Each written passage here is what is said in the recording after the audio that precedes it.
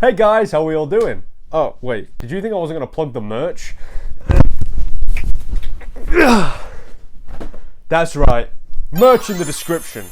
Hey guys, how we all doing? Hope you're doing good. It's been a while since I've been like this. It feels kind of weird to be back on camera, but I'm just gonna roll with it. I just got done watching a very funny video by my good friend Brootch Crootch about his experience at the Freddie Gibbs concert in Cincinnati. I know of Freddie Gibbs, I'm in the sort of the rap world, but I never listened to a Freddie Gibbs song, not that I know of, so I'm not really a fan or a hater. But this video kind of paints a bad first impression. Admittedly, a lot of the issues at the concert weren't actually Freddie Gibbs' fault, and he did just bury his father, so I'm not going to go too hard on Freddie Gibbs as a person in this video. I empathize a lot more with his experience at the concert. The main issue with Brootch's experience at the concert was the people there, mainly the fact that they were smoking weed, smoking cigarettes, and vaping in the concert hall. Now you can call me a killjoy, but I think that if you smoke inside, you're fucking disgusting, okay? I think smoking inside is one of the most nasty, dirty things you can do. In a non-smoking venue as well is just kind of crazy.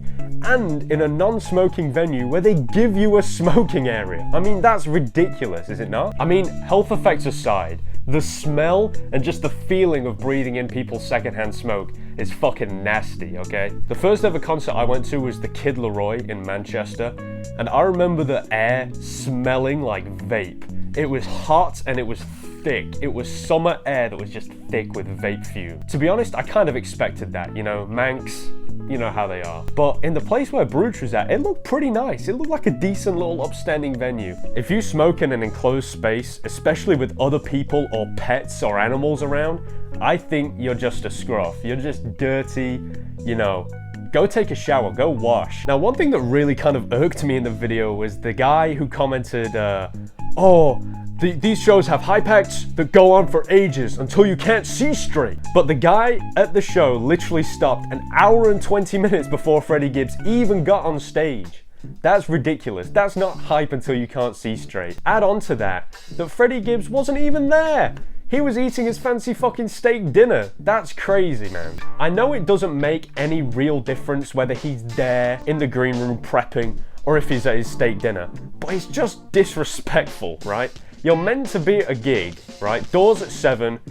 If doors are at 7, I'm expecting the show to start at 9. The main event should be starting at 9, right? Before anyone comes at me for that, by the way, if your doors are at 7, that's an early start, okay? This is an early concert. Don't come at me being like, you want a show to start at 9? Doors shouldn't be at 7 if you don't want it to start in the next 2 hours. That's my opinion, okay? That's just my opinion. Maybe I'm wrong. Comment me in the comments. I just think it's the epitome of disrespect to be talking about, I'm on my way to fuck your bitch, sitting in a fancy ass steakhouse, while people who have paid to see you are just sat waiting. You're paying for your steak dinner with the money of the people who are just waiting for you. And people defend this. People say it's normal. No matter how normal it is, it shouldn't be defended. This is a rich guy who's taken your money and is making you wait for it. That's crazy. The least he could do is have some kind of hype, or at least tell people where he's at. He put it on his Instagram story, he was at this steakhouse, and people were messaging him telling him to get on stage. He addressed it at the show. Add on to that as well, the opening act was just terrible. I've heard some of Geordie Greep's music, right? I'm gonna play a song for you right now.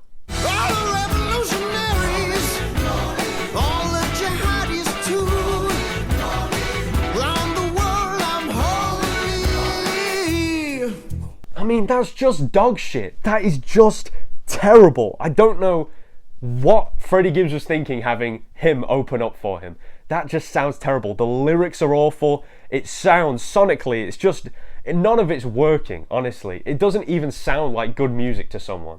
I'm a fan of sus lyrics, right? Trippie Redd says some crazy shit, some weird shit on his songs. And I quite like Trippie Redd. But that is terrible.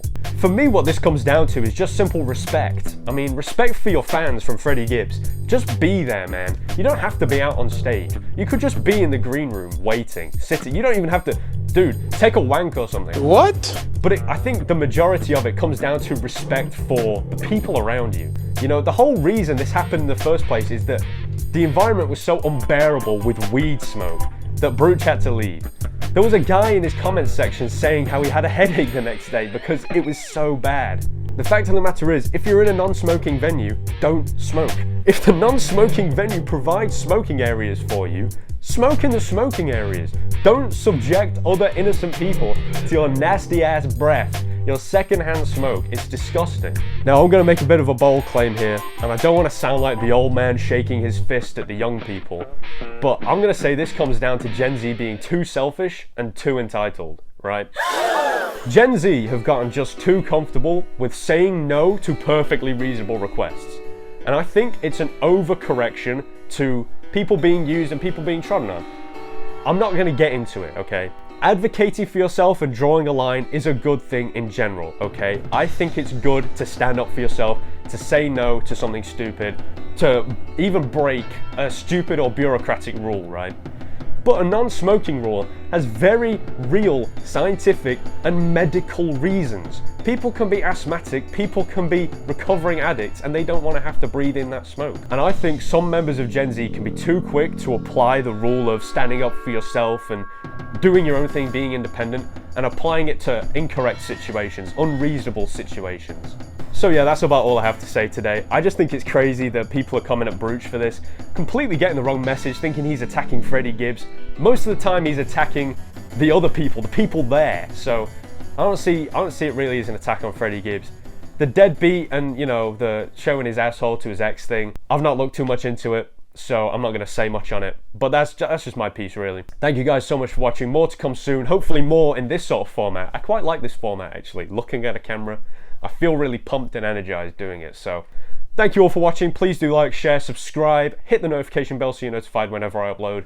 This isn't really that serious a video. I just wanted to make a little reply to Brootch's video. I thought his video was funny.